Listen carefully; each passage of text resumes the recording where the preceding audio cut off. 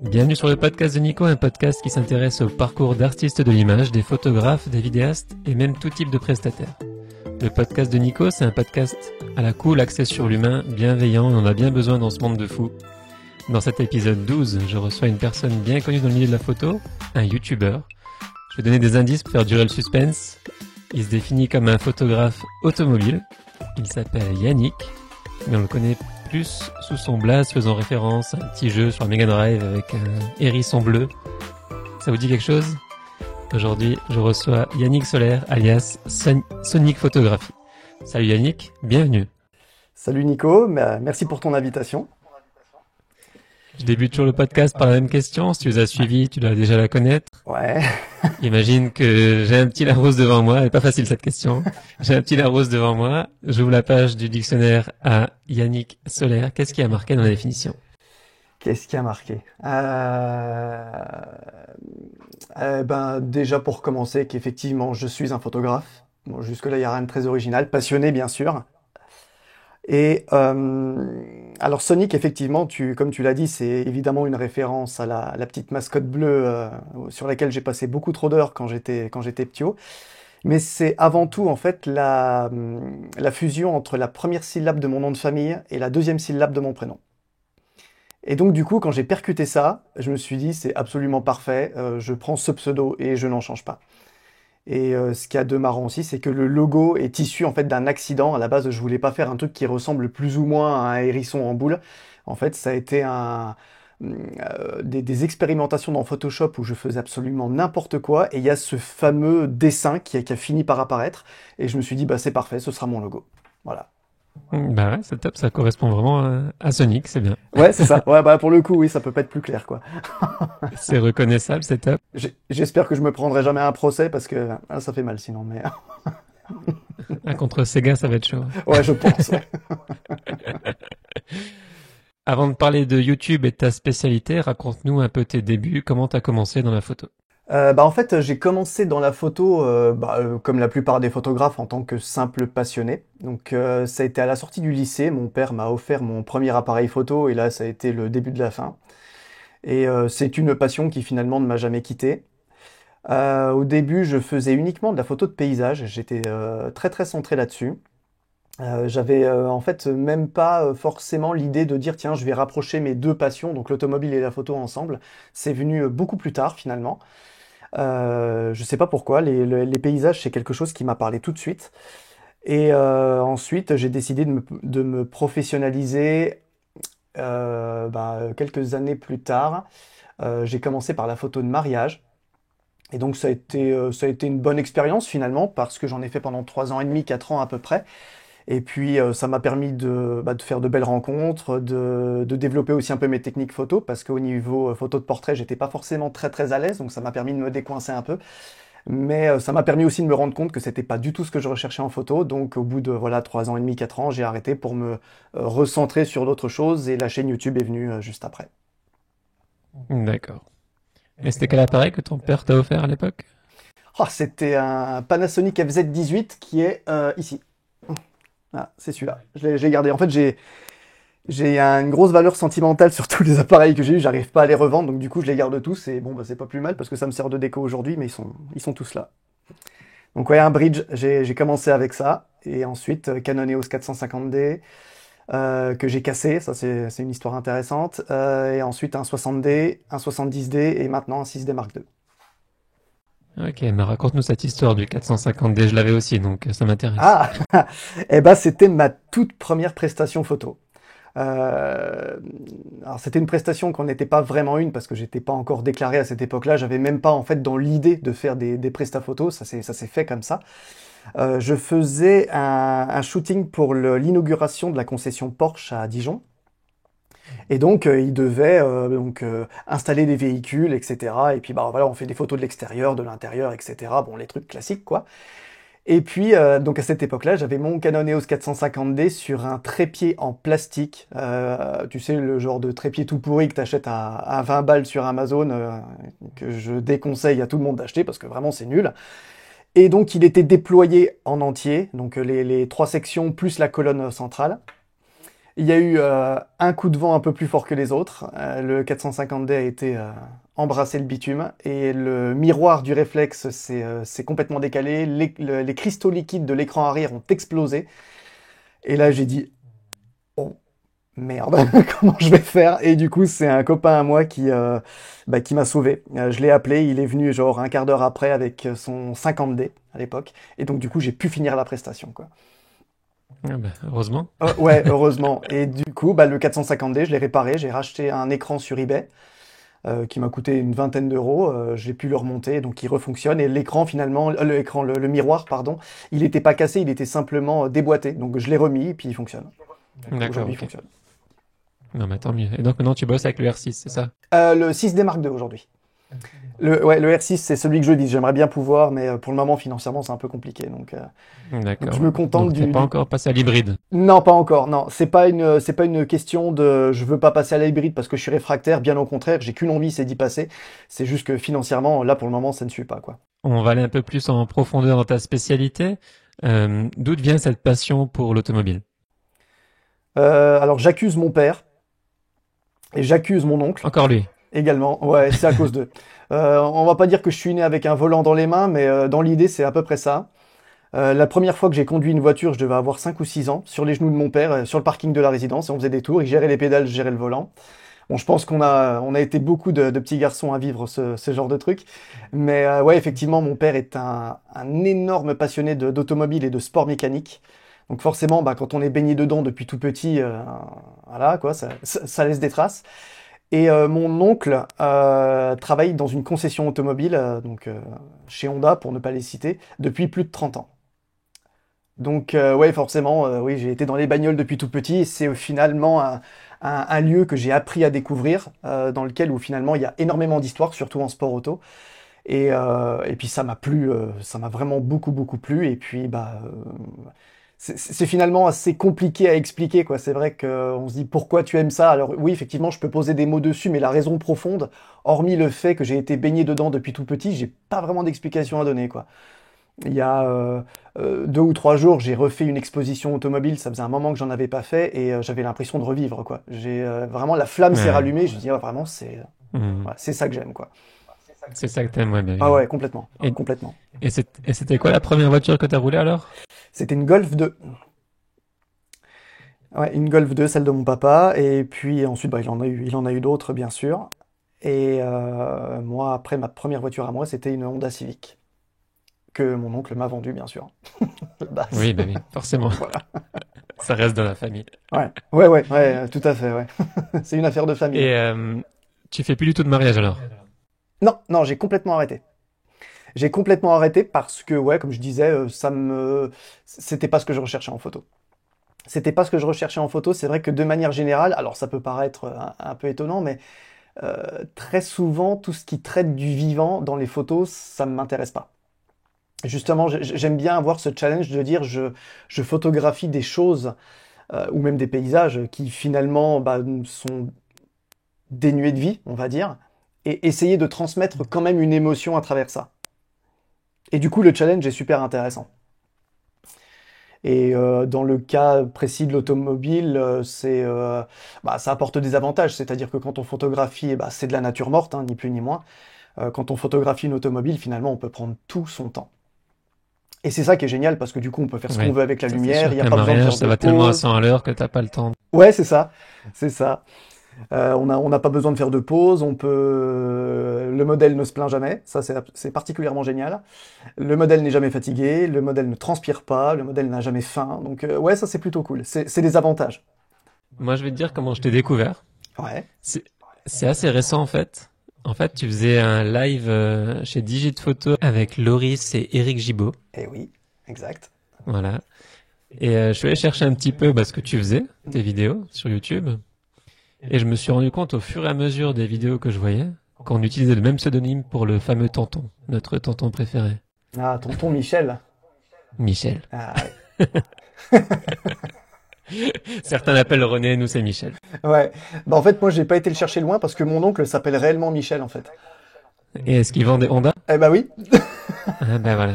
c'est justement ça le truc. Et le pire, c'est qu'il est complètement à l'opposé du personnage qu'on se fait, enfin, qu'on décrit justement de Tonton Michel, Tonton René, ça a rien à voir, quoi. Mais bon, c'est vrai que comme c'était un nom que j'avais déjà entendu à droite à gauche, je me suis dit, bah allez, tiens, parfait, je vais garder celui-là, ça fera un clin d'œil à mon véritable oncle pour le coup. C'est ça. Et quand tu faisais des mariages, est-ce que tu peux nous raconter ton plus beau souvenir de mariage quand même? Mon plus beau souvenir de mariage, et ben étonnamment, ça a été le tout premier que j'ai fait. Parce que du coup, c'était une découverte totale.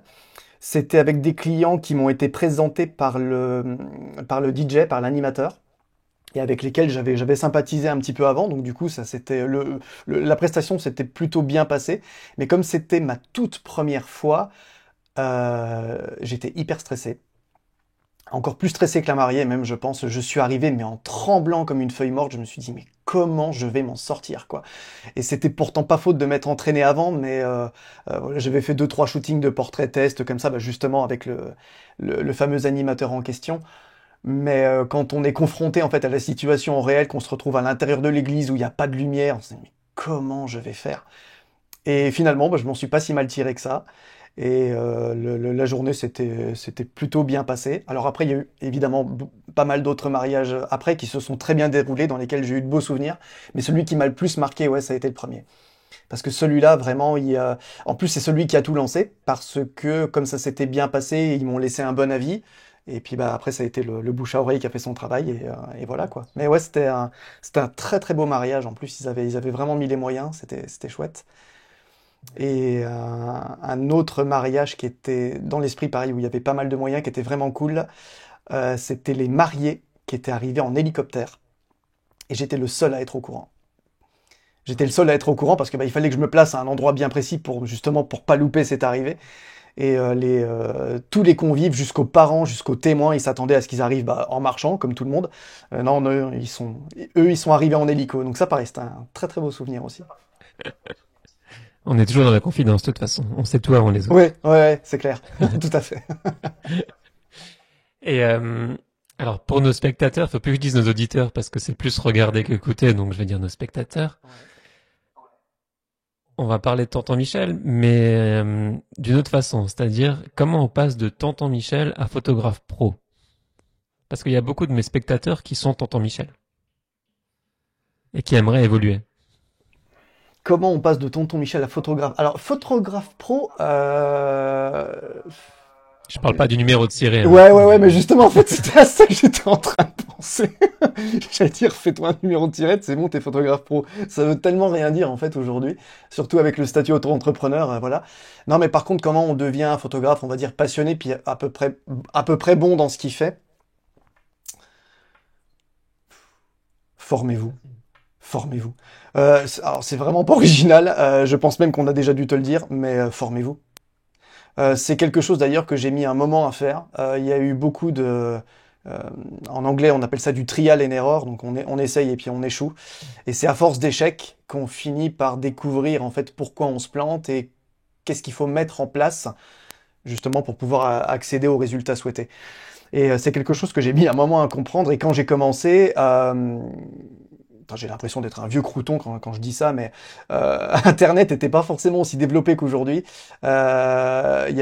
YouTube était pas aussi développé qu'aujourd'hui, donc l'accès à l'information était un petit peu plus complexe, mais un petit peu plus, hein, c'était pas non plus. Voilà, et finalement, mes premières formations, ça a été par des livres. Et à partir du moment où j'ai commencé à acheter des bouquins pour me former, pour le coup, là, oui, ça a été une véritable révélation et moi-même, je me suis dit, mais pourquoi t'as pas fait ça plus tôt? Je me rappelle de ma première expérience avec le 50 mm f1.8, je n'avais même pas conscience de la distance minimale de mise au point, ce que c'était exactement. Et je n'arrivais pas à comprendre pourquoi mon 50 mm f1.8 n'arrivait pas à faire la mise au point là où mon 18-55 y arrivait, quoi. Et je me rappelle, j'étais là en train de criser sur cet objectif qu'on m'avait survendu en disant mais achète un 50 mm f1.8 parce que c'est C'était trop comme bien. ça. Ah, c'est peut-être un peu trop près. Ouais, c'est ça, mais c'est ça. Et achète un 50 mm f1.8, c'est trop bien. Et j'étais là en mode mais non, Ouais. c'est nul, c'est de la merde. Mon 18-55 est mieux quoi.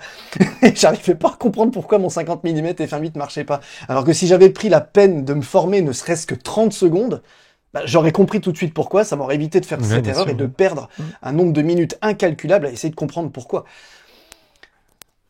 C'est clair. Donc Et voilà. donc maintenant, toi, tu formes aussi, donc tu Oui, formes déjà sur YouTube depuis 7 ans, je crois, maintenant? ouais, c'est ma septième année là, ouais.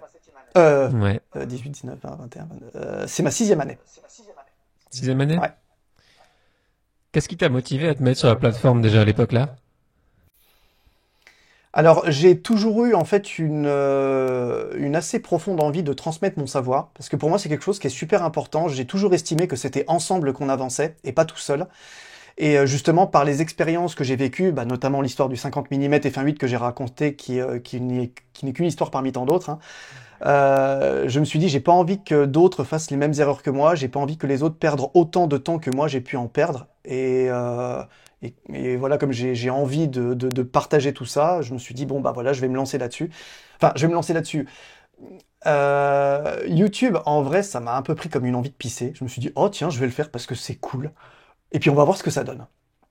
Et la plupart des comptes que j'avais créés à l'époque, alors j'étais encore sur Flickr à ce moment-là, et j'avais aussi ma page Facebook, j'arrivais péniblement à atteindre les 1000 abonnés. Et je me suis dit, bon, bah allez, si j'atteins 1000 abonnés sur YouTube, déjà, ce sera cool. Et puis, bah finalement, c'est que la sauce a pris. J'ai jamais réellement compris pourquoi. Euh, et alors, je me rappelle, les 1000 abonnés, je tenais un tableau statistique à l'époque. J'ai dû mettre environ 11 mois à les atteindre. Donc pour moi, c'était déjà exceptionnel parce que les 1000 abonnés sur les autres plateformes, j'avais mis des années à les avoir. Là, en 11 mois, je les avais. Et je sais pas ce qui s'est passé au niveau de l'algorithme. À partir du moment où j'ai passé la barre des 1000 abonnés, ça a explosé. Genre, c'était 6 mois après, j'étais à 10 000. Et là, je dis, mais qu'est-ce qui se passe? Qu'est-ce qui se passe? Alors, on a beau dire, ouais, j'entends beaucoup de photographes dire, ouais, moi, tout ce qui est like, les abonnés, ça m'intéresse pas. Mais en fait, on découvre finalement que c'est quand même une super source de motivation parce que quand j'ai vu que j'avais atteint cette barre assez symbolique finalement des 10 000 abonnés, bah, ça m'a encore plus motivé pour continuer, continuer, continuer. Puis bah voilà, ça s'arrête pas quoi. Aujourd'hui, la chaîne tourne un peu au ralenti parce que le temps me manque cruellement, mais c'est pas un problème de motivation. C'est juste que je fais partie de ces personnes qui estiment que 24 heures dans une journée, c'est décidément pas assez. J'ai essayé hein, de compacter 36 en 24, mais j'ai pas encore trouvé la solution, quoi. Donc Ouais, voilà. après t'as des cernes comme ça, c'est compliqué. Ouais. C'est clair. C'est clair. Puis pareil qu'il faut dormir aussi, de C'est- temps en temps. Sinon on Oui, c'est meurt. ça, ouais. Voilà. Donc bon bah voilà quoi. Je me dis ça tous les dimanches matin après un mariage. Ouais, ouais, ouais, ouais. D'ailleurs, je me suis assez récemment imposé le dimanche en jour de repos. Parce qu'avant, je bossais 7 jours sur 7 et là, j'ai décidé que le dimanche, c'était stop. Pour justement, pour éviter de péter un boulon, quoi. Ouais, t'as une famille, t'as des enfants? Alors, pas d'enfant, mais je suis marié. Ok, ça viendra. Ou pas, on verra. Après, t'auras encore moins de temps. Ouais, non, non, non. Non, pour le moment, je te cache pas que c'est absolument pas prévu au programme. C'est pas prévu au programme, mais ouais, non, effectivement, c'est vrai que même sans enfant, j'ai déjà une vie qui est extrêmement remplie parce que je m'intéresse à beaucoup de choses. Et c'est d'ailleurs en ça que 24 heures, c'est pas assez dans une journée. Avant d'être photographe, je faisais de la composition de musique et je mixais. Donc j'avais une platine, enfin j'avais ouais, une platine avec une table de mixage avec deux platines. Donc j'adorais ça aussi. Donc j'essayais de mêler les deux, mais c'était pareil au niveau temps, c'était extrêmement compliqué. Et je suis encore salarié dans une entreprise aussi, où je suis à plus de 35 heures par semaine. Donc j'ai une amplitude horaire d'environ, on va dire, 9 heures par jour. Donc quand on passe bah, déjà 9 heures par jour à consacrer à son travail, plus on rentre chez soi, faut encore traiter les photos des prestats qu'on a faites, plus ah bah tiens, j'aimerais bien mixer un peu, tiens, j'aimerais bien jouer un peu à la console, tiens, ah, faudrait que je passe un peu de temps avec ma femme aussi quand même, c'est pas mal. Ah tiens, faudrait que j'aille dormir. Ouais, voilà, quoi. À un moment donné dans la vie, il faut faire des choix. Donc si tu me rajoutes un enfant par-dessus, ça va être vraiment très très compliqué, quoi. Ça c'est clair, ouais. Je confirme. Et tu fais également des formations. Oui. D'ailleurs, Veren avait fait une formation chez toi, Veren Suter, qui était sur un ancien podcast. Et combien d'élèves t'as déjà formé? Eh ben, j'en ai pas formé Excepté tant les que ça. 53 000 abonnés de YouTube, etc. Bien sûr, hein, ça c'est encore différent. Moi, Ouais, je ouais, parle non, des non, non, vraies finalement, formations. des clients, pour le moment, j'en ai pas eu tant que ça, puisque j'ai commencé les formations en one-to-one et sur le terrain il y a pas très longtemps. Là, je dirais que j'ai eu environ une quinzaine d'élèves pour l'instant. Et comme j'ai pas eu, pour le moment, j'ai pas fait énormément de communication dessus. J'en ai fait un petit peu, forcément, J'en parle évidemment sur ma chaîne YouTube de temps en temps, et d'ailleurs la plupart de mes clients viennent de là. Donc déjà, rien que pour ça, je regrette absolument pas de m'être lancé, parce que du coup, ça m'a permis de me créer une petite clientèle, l'air de rien. Et puis il y a eu, je commence à avoir des clients qui me trouvent sur Google. Donc j'arrive, là aujourd'hui, si tu tapes shooting voiture, je sors en première page. Donc ça commence à devenir vraiment intéressant. Donc les clients commencent à me trouver par là. Donc je propose en prestation effectivement les formations et les shootings photos. Et formations pas uniquement sur l'automobile. D'ailleurs des formations sur l'automobile, j'en ai fait 3 ou 4 seulement sur la quinzaine que j'ai fait. Les autres, c'est plus des gens, des débutants en fait, qui veulent se lancer dans la photo et qui veulent avoir un véritable accompagnement sur le terrain. Et donc, le but du jeu, c'est d'arriver à la fin de la journée, puis réellement, qui se soit amélioré, qui sache faire des choses qu'il ne savait pas faire en arrivant. Et donc, du coup, comme je me suis fait connaître au début par la photo de paysage, on travaille principalement sur la photo de paysage. J'ai une question un peu plus profonde. Comment... Non, on ne va pas chercher la blague. Non, non, non, pas du tout. C'est est-ce que je vais réussir à répondre à la question? C'est ça le truc. Comment est-ce que tu gardes la passion? Comment tu ravives la flamme, en fait, pendant les coups de mou qui nous arrivent à tous? En fait, la photo, pour moi, ça a toujours été quelque chose je vais presque dire une échappatoire finalement. J'ai pas souvenir d'avoir connu un énorme coup de mou en photo jusqu'ici.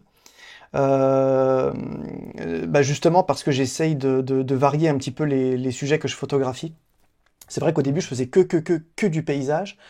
Et il arrive à un moment donné, tu finis par te lasser un peu, forcément. Et c'est aussi pour ça que la photo automobile est venue par-dessus, se rajouter. Et finalement, oui, c'est vrai que c'est bizarre parce que c'est venu assez tard. On aurait pu penser que mêler mes deux passions, ça se serait fait tout de suite. Et finalement, non, ça s'est fait très tardivement. Euh, et donc ouais, au début, enfin sur la fin, je commençais d'en avoir un peu marre de faire que du paysage, donc il a fallu que je me lance dans autre chose. Et l'autre chose qui m'a aussi un petit peu, on va dire entre guillemets, mis des bâtons dans les roues, c'est que j'habite dans une région qui est pas forcément hyper propice à la photo de paysage. Si tu me demandes ce que je pense de la Côte d'Or, donc là où j'habite, je vais te dire que j'adore parce que je suis chauvin, parce que je suis né ici. Mais concrètement, en termes de paysage, faut être honnête, il n'y a pas grand-chose. Vraiment, il n'y a pas grand-chose. Heureusement, on a nos vignes. En automne, c'est superbe. Mais alors, sorti de ça, il n'y a rien. Alors du coup, c'est un challenge qui est très intéressant parce qu'on essaye de trouver des endroits qui sont intéressants pour faire de belles photos de paysage et essayer de faire rêver les gens quand on montre nos photos. Mais du coup, bon, on en voit très vite le bout. Donc, non seulement tu habites dans une région qui est pas forcément hyper propice à ça, et en plus, tu fais que la même chose, bah ouais, il arrive à un moment donné, tu plonges. Et donc, du coup, la solution que j'ai trouvée, ça a été de me diversifier. Après, ouais, j'ai pas souvenir d'avoir connu comme certains photographes, un vrai coup de mou où tu te dis, limite, non, j'ai envie de faire une pause de la photo pendant plusieurs mois, voire même pendant une année complète. Je sais qu'il y a certains de mes confrères qui ont pris une année sabbatique de photo. Pour le moment, ça ne m'est jamais arrivé. Donc, bon, je pense avoir trouvé mon truc, quoi. Il y a plus de belles voitures que de beaux paysages en Côte d'Or, alors. Oui, là pour le coup, oui. Ouais. C'est plus simple de trouver de belles bagnoles que de trouver de beaux paysages en Côte d'Or. Parce que c'est vrai que pour le coup, c'est une région qui est assez friquée, faut le dire. Notamment quand on se dirige du côté de Beaune. Où là, bon, oui, effectivement, et puis quand on va à Beaune, on traverse ce qu'on appelle la route des Grands Crus. Donc c'est plein de petits villages où il y a tous les grands vins de ce monde qui sont créés. Et à chaque village, il y a un château. Donc ouais, là, il y a de quoi faire. Il y a de quoi faire. On a des cadres, sur ce point-là, en tout cas, on a des cadres qui sont assez sympas. Et il y a certains shootings photos d'ailleurs qui ont été faits devant les châteaux. Et là, du coup, le résultat est assez sympa. Où est-ce que tu trouves ton inspiration, genre des comptes Instagram que tu suis? Alors, j'en suis un paquet. Euh... Allez, t'as le droit à 3. 3. Alors pour la photo de paysage, pour la photo de paysage, c'est un petit peu compliqué parce qu'en fait, je vais citer un photographe qui s'est arrêté, qui s'appelle B-Boy Photographie. Julien Grondin, qui est un mec avec lequel je me suis énormément formé. C'est lui qui m'a appris, je vais pas dire tout ce que je sais, mais en termes de photos avancées, que ce soit en termes de prise de vue, en termes de retouches sur Photoshop, J'ai appris énormément de choses avec lui. C'est un personnage qui est vraiment super sympa en plus. Pour le coup, je regrette de ne pas l'avoir rencontré. Mais son compte Instagram est toujours là, il existe toujours, on peut toujours aller voir ce qu'il fait et ouais, c'est du lourd, c'est vraiment du très très lourd. Ok. Et pourquoi il a arrêté, tu sais? Bah lui pour le coup, je pense qu'il en a vu le bout, je pense. Après, j'ai pas D'accord, souvenir ouais. d'avoir vu passer un post où il expliquait pourquoi il arrêtait. Maintenant, il s'est lancé plus ou moins dans autre chose, il fait de la décoration puis des adhésifs sur mesure pour les mariages, pour les trucs comme ça. Donc il s'est un petit peu reconverti là-dedans, mais toujours avec l'amour quand même de la photo bien faite, parce que quand il prend en photo ses propres produits, c'est hyper léché, quoi. C'est le truc, en fait, t'as envie de l'acheter tout de suite. Clairement, il a compris que la photo, ça faisait 50% de la vente, si ce n'est pas plus. Tu parles des adhésifs de mariage, je vais te raconter une histoire. Ouais, Un jour, j'ai fait un mariage, je crois que c'était en 2020, en plein Covid, et il y avait un adhésif de mariage au sol, mais immense, qui faisait vraiment toute la scène. Je sais pas, c'était du 6 mètres par 6, tu vois, un truc énorme avec les prénoms des mariés. ouais. Et cet adhésif était plus cher que le photographe, donc moi, et le vidéaste. Et là, je me suis dit, bon, il y a un problème là. Ah Soit je suis pas assez cher, soit je vais me lancer là-dedans aussi, tu vois. ouais. Je pense que c'est la réaction que j'aurais eue. Putain, j'ai loupé ma vocation, là. Mais c'était incroyable, on était dégoûtés quand j'ai su le prix du truc. Ah, y a moyen, ouais. Donc t'as encore deux comptes Instagram, désolé pour la petite parenthèse, deux De comptes compte Instagram. Instagram, alors j'en ai un qui s'appelle PHPix. Si je te dis pas de bêtises, il est suisse. Un photographe spécialisé dans l'automobile qui a, je trouve, un rendu qui me plaît beaucoup, beaucoup. Il travaille énormément en lumière artificielle. Il fait aussi un peu de lumière naturelle, mais je trouve qu'il a des résultats qui sont fous. Et finalement, lui, ça a été une très belle source d'inspiration pour mes propres photos. J'ai beaucoup regardé ce qu'il faisait en essayant, pas forcément de reproduire, mais d'essayer de m'approcher un petit peu de ce qu'il faisait. Et il y a encore des trucs aujourd'hui, j'arrive pas vraiment à comprendre comment il se débrouille. Et un dernier compte, alors du coup ce sera toujours de l'automobile, c'est Tom Whitley.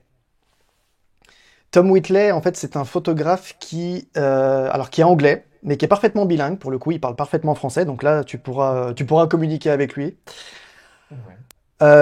Spécialisé donc dans l'automobile, grand fondu de la marque Porsche, et donc lui qui a commencé très très très très tôt et qui aujourd'hui vit de ça.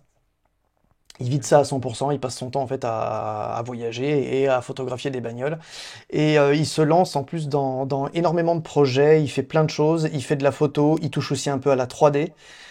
Mais c'est de la 3D qui est vraiment exceptionnelle parce que quand on regarde ce qu'il en sort, s'il te dit pas que c'est de la 3D, franchement tu le vois pas. Il arrive en fait à intégrer ces voitures dans des environnements qui sont... enfin, c'est tellement bien fait, tu dis ouais, il a vraiment fait ce shooting quoi. Et en fait non, il prend en photo donc des décors, il fait des panoramiques à 360 degrés, et il intègre une voiture en 3D au milieu, il décide donc de la couleur, etc. Et du coup pour lui c'est vraiment pas mal parce que ça lui permet de répondre aux besoins de ses clients qui sont parfois un petit peu particuliers. Il avait fait un projet là tout récemment chez BMW où il y en avait une qui était très récente qui venait de sortir, donc celle-là tu te dis c'est pas un problème, on l'a sur place. Mais ils en voulaient une très ancienne aussi, et là bah, celle-là on l'a pas. Comment on fait? Bah 3D. Voilà. Et c'est vrai que la 3D, autant il y a encore pas si longtemps que ça, quelques années en arrière, c'était pas hyper crédible. Aujourd'hui, quand c'est bien fait, quand c'est bien intégré, je mets au défi quiconque, mais vraiment quiconque de faire la différence. Ouais. Bah, sur maintenant avec l'intelligence artificielle aussi, quand tu vois ce qui sort des fois, tu te dis, pour la vache. Ouais, on commence. Alors, personnellement, j'arrive encore à percevoir le truc parce que c'est assez surnaturel encore comme rendu, je trouve. Mais il y a fort à parier qu'on arrivera à un moment donné où ouais, ça deviendra de plus en plus crédible. Ouais, ouais, c'est sûr. Et personnellement, quelle est la plus belle photo que t'aies faite? Boum, là t'as pensé à un truc, c'est quoi la Ouais, première? si, si, si, si, j'ai pensé à un truc tout de suite. Une photo de paysage que j'ai faite à Bonifacio.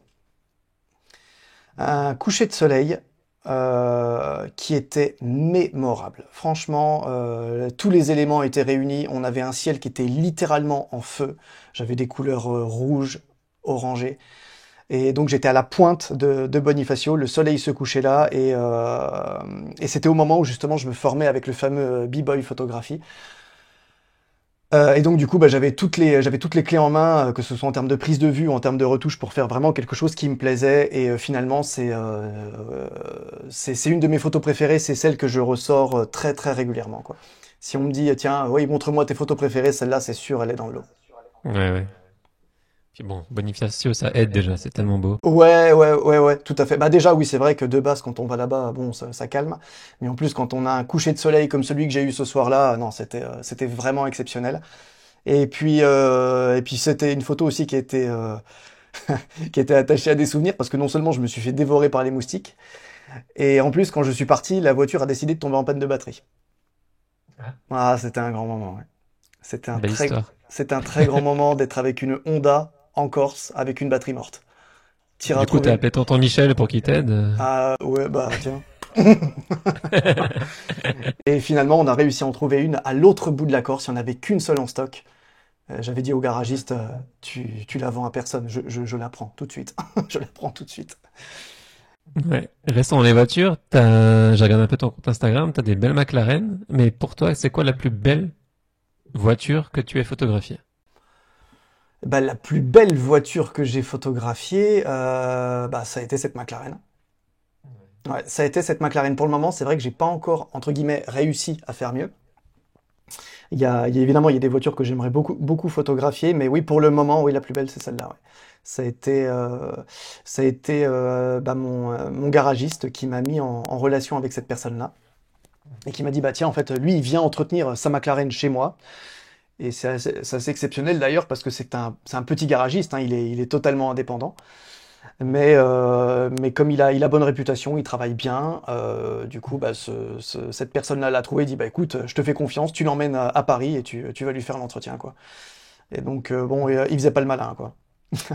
Il faisait pas le malin parce que quand tu travailles sur ta vieille dépanneuse, une McLaren que tu n'auras jamais les moyens de te payer, tu dis pourvu qu'il arrive à rien pendant le trajet, quoi.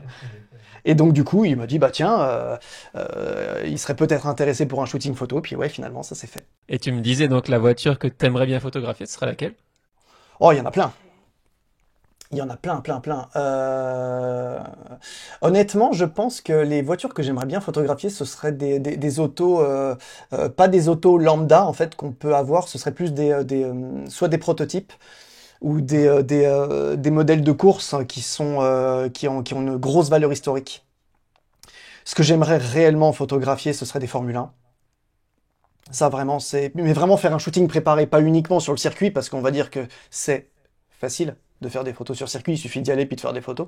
Non, j'aimerais vraiment faire un shooting vraiment préparé pour, par exemple, je sais pas, moi, il y a la nouvelle Formule 1 qui va arriver, donc il faut faire les photos officielles pour l'annoncer. Voilà, ça, c'est un truc que j'aimerais faire, et pour le coup, ce serait un rêve. Parce que là, déjà, quand je fais des shootings de bagnole, j'ai pas l'impression de bosser, mais alors là, ouais, ce serait le top. Ce serait vraiment le top. Mais je pense va falloir que je bosse beaucoup, beaucoup pour y arriver, là.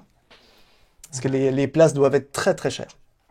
Ah, mais ça c'est clair, ouais. Mm. Comment t'attires les clients vers ton offre? Donc, plutôt YouTube, plutôt le garagiste du coin qui te ramène un client, plutôt... En vrai, c'est un peu un ensemble de tout ça. Là, en fait, j'en suis au stade où j'essaye encore de me créer mon réseau, donc c'est très long. C'est très compliqué. Je pense très sincèrement aussi que j'ai pas toutes les clés en main là-dessus pour trouver des nouveaux clients. Mais on va dire que mes principaux canaux de communication, évidemment, c'est YouTube et aussi Instagram. Instagram m'a déjà permis de convaincre des gens à faire des formations avec moi. Donc ça commence à venir aussi petit à petit. Mais ouais, je sais que j'utilise pas tous les bons leviers. Il y a encore des trucs soit que je fais pas correctement ou que je fais carrément pas tout court. Et pour ça, il faut une journée de 36 heures. Oui, et puis je pense aussi suivre une formation marketing. Parce que ça, c'est ce qui me manque. Clairement, c'est ce qui me manque. Mais par contre, oui, non, des journées de 36 heures, ouais, non, vraiment, je crache pas dessus. Très clairement, je prends, j'achète. S'il y en a un qui a la solution, je veux bien qu'il m'explique comment il fait, quoi. Et bah, je peux te conseiller la formation de Marketing Mania, Marketing Mania, d'accord. qui est Donc tu l'as très suivi, très toi? bien, vraiment très bien. Ouais, je l'ai suivi, ouais, je l'ai faite. Ouais. D'accord. Et donc efficace. Ah ben, je trouve pas mal de clients, ouais, ça c'est sûr. Je D'accord. sais comment leur parler, surtout. Ouais, voilà, mais ouais, c'est ça. Comment leur parler, comment les convaincre. Ouais. Et donc toi, tu vis de ça à 100%? Moi, je vis de ça à 100%, ça fait 7 ans que je suis à mon compte maintenant, ouais. Ok. Ouais. Bon, bah donc j'ai encore un peu de boulot pour te Et rattraper. bon, t'as une plus grosse communauté que moi. Ouais, mais tu vois, ça suffit pas, hein. Après, il faut dire on vise pas les mêmes choses non plus, quoi. Je pense que c'est malgré tout un peu plus facile de vendre du mariage que de vendre un shooting d'une bagnole, quoi. C'est pas, ouais, c'est pas tout à fait la même chose. C'est vrai que quand on pense photographe, quand je dis aux gens que je connais pas spécialement, tiens, je suis photographe, le premier truc qui leur vient à l'idée, c'est ah, tu fais du mariage. Et, bah non, justement, non, je fais tout ce que tu veux sauf ça. Donc ouais, c'est vrai Après, que c'est peut-être plus rentable aussi le mariage, donc c'est peut-être pour ça que c'est plus facile. oui, ah bah de toute façon, mes années les plus rentables, c'est quand je faisais du mariage, hein, très clairement. Mais si c'était pour faire quelque chose qui, au final, ne me plaisait pas, enfin ne me plaisait pas, non, c'est pas comme ça que je veux le dire, mais disons que ça, c'était pas ce que je recherchais finalement, donc j'en voyais pas vraiment l'intérêt. Pour moi, la photo, c'est une passion, ça a toujours été une passion et ça l'est encore. Je voulais pas prendre le risque de m'en dégoûter en fait. Et donc c'est pour ça que j'ai préféré arrêter en me disant voilà, j'arrête au bon moment, en me disant tout ça c'est un bon souvenir et ça va rester un bon souvenir. J'ai pas envie de m'en dégoûter. Donc j'arrête maintenant et je me lance sur autre chose. Qu'est-ce qui me fait vibrer, qu'est-ce qui m'anime, qu'est-ce qui me passionne? Eh ben ça a été de transmettre mon savoir, donc bah, la formation, ça s'est imposé naturellement. Et ensuite, bah, comme je l'ai expliqué tout à l'heure, qu'est-ce que t'es passionné par quoi d'autre? Par les bagnoles, et bah fais des photos de bagnoles, voilà. Ouais, c'est ça. Faut d'abord se poser les bonnes questions, faire une introspection et vraiment savoir ce que tu as envie de faire, en Ouais, fait. Sinon, tu n'arriveras pas à en vivre finalement parce que tu auras perdu la flamme, en fait. exactement. Ouais, ouais. J'avais peur de ça en continuant de faire du mariage et c'est la raison pour laquelle j'ai arrêté parce que je voulais pas être entre guillemets on va dire un imposteur quoi. D'être là au milieu, tu fais tes photos mais t'es pas passionné par ce que tu fais, ça n'a aucun intérêt. Et très sincèrement, un photographe qui est pas passionné par ce qu'il fait, ça se ressent dans les images qu'il crée. Ça se ressent dans les photos, Ouais, mais clairement. tout à fait. Et donc bah je voulais pas. Vraiment, je voulais pas. J'ai eu des bons avis, je m'étais inscrit sur mariage.net à l'époque. Et alors ça m'a fait décoller de fou. On va dire que 95% de mes prestats, je les ai eu grâce à ça. Et donc j'avais eu que des bons avis à l'époque, donc c'était vraiment cool. Et ça, pareil, je voulais pas briser ma réputation, justement bah, en faisant des mariages où j'étais passionné, en faisant des photos nulles. Et puis voilà, avoir commencé à avoir des mauvais avis et puis dire non, qu'est-ce que c'est que ce photographe en carton? Et allez, c'est bon, j'arrête, je passe à autre chose. Et est-ce que tu peux nous raconter ton plus gros échec en photo? Et comment tu l'as surmonté? Si t'en as eu un, bien sûr, mais... Alors je cherche un échec en photo. Honnêtement, j'ai pas souvenir d'en avoir eu un seul. Non, j'ai eu évidemment des prestats qui étaient un petit peu compliqués. Bah, notamment un mariage où je m'étais fait engueuler par un curé parce que je faisais des photos. Pourtant, j'étais très discret et même les mariés sont venus me voir après en me disant on n'a pas compris. On n'a pas compris pourquoi il t'a défoncé devant tout le monde parce que nous, en fait, on te voyait même pas. Donc c'est que j'étais visiblement suffisamment discret, mais bon, bah pas pour lui. Qui tu recommanderais pour un futur épisode du podcast? Alors ça dépend parce qu'en fait, dans les photographes que je connais, c'est assez centré automobile, donc ça va tourner un peu autour du même sujet que moi. Je dirais Mark McLaren. Il a un beau pseudo déjà. Ouais. Mark McLaren, en fait, c'est un photographe que j'ai rencontré bah, sur Instagram aussi, avec lequel je discute quasiment, pour en dire à peu près tous les jours, avec lequel j'ai énormément sympathisé, et qui passe son temps à voyager. Et donc, il a une vieille BMW, une 320, et il passe son temps à voyager avec tout le temps. Et donc, du coup, lui, il arrive. Je vais pas dire qu'il a le même parcours que moi, mais il a commencé par la photo de paysage aussi avant de se recentrer sur l'automobile. Et lui, pour le coup, il arrive vraiment à mêler les deux, automobile et paysage. Et il allait dans des endroits avec sa voiture, c'est juste magnifique. Et pour le coup, je pense que même si on n'est pas passionné par les bagnoles, voir ses photos, les endroits qu'il traverse, ouais, quand même, ça le fait. Ouais. Ouais, Ça te fait vraiment. voyager, quoi. Ouais. En fait, on voyage avec lui. Il a fait un truc. Bah, pour le coup, si tu fais un podcast avec lui, il t'en parlera. Il s'est imposé un 1000 miles challenge. Donc de faire 1000 miles en 24 heures avec sa voiture, soit environ 1600 kilomètres.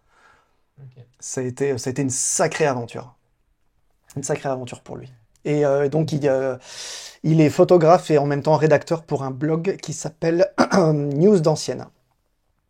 Et donc le but du blog, c'est de faire des tests, mais de véhicules anciens, bah, pour raviver la flamme des vieilles voitures. Et c'est aussi pour ça qu'il a autant de photos sur son compte et qu'il a autant d'histoires à raconter. Il a énormément de culture là-dessus. Écoute, on arrive à la fin du podcast. Ouais. Donc déjà, je te remercie beaucoup pour ton passage, c'était super cool. Bah, merci à toi en tout cas pour l'invitation. Parce que finalement, j'ai été mentionné nulle part, je crois. Si, c'est Vérène qui m'a parlé de toi. D'accord, ok, ça marche. C'est Et cool. allez le suivre hein, si vous connaissez pas Sonic. Allez sur Instagram, allez sur YouTube. Tout à fait. Alors, Et sachant que vous j'ai deux verrez tout comptes ce qu'il maintenant. fait, c'est très très chouette. T'as deux comptes Instagram? Ouais, en fait, je les ai séparés très très récemment. Ça s'est fait genre il y a une semaine ou deux, où je sépare, j'ai un compte automobile et un compte paysage. Ok, d'accord. Ça me permet vraiment de segmenter parce que je me suis rendu compte que les deux ensemble, malgré les sondages qui me disaient si si tu peux tout laisser sur le même compte, les chiffres eux ils mentent pas. Je voyais que ça se cassait la gueule, donc j'ai décidé de vraiment séparer. Donc là, toutes les photos de paysage, je les supprime petit à petit, je les reposte sur le deuxième compte. C'est une des premières leçons de Marketing Mania. Tu verras la formation. Voilà, ouais, je l'ai compris beaucoup trop tard, ça, tu vois. Parce que le compte Instagram, il a 5 ans quand même, hein. Je l'ai compris que maintenant. Mon site internet, il parle que de mariage, il n'y aura jamais ma chaîne YouTube, il n'y aura jamais autre chose. Je pense qu'il faut que je fasse la même chose. Ok, bah écoute, je te laisse le mot de la fin. Après tout, c'est toi le youtubeur, hein, donc vas-y, fais-toi plaisir. Le mot de la fin? Euh, Qu'est-ce que je pourrais dire? Je sais pas. J'ai tellement parlé que j'ai plus rien à dire maintenant. Euh, Qu'est-ce que je pourrais dire le mot de la fin? Bah, abonnez-vous. Voilà. Voilà, tout simplement. Abonnez-vous. Voilà. Pas seulement à moi, la chaîne de Nico aussi, parce que franchement, elle est cool. Moi, j'ai passé un petit peu de temps justement à regarder ce que tu faisais. Et clairement, t'as pas assez d'abonnés. Je sais pas combien de temps, depuis combien de temps tu fais ça, mais non, franchement, tu mérites. Je pense que tu J'ai mérites pas de assez cartonner. d'abonnés, Puis ça c'est sûr. ouais, puis le format des interviews est vraiment très très sympa. Donc rien que pour ça, ça mérite de prendre un petit peu d'ampleur. Donc abonnez-vous. Voilà, c'est ça le mot de la fin. Merci bien. Allez, ciao ciao tout le monde. Allez, à plus. Salut.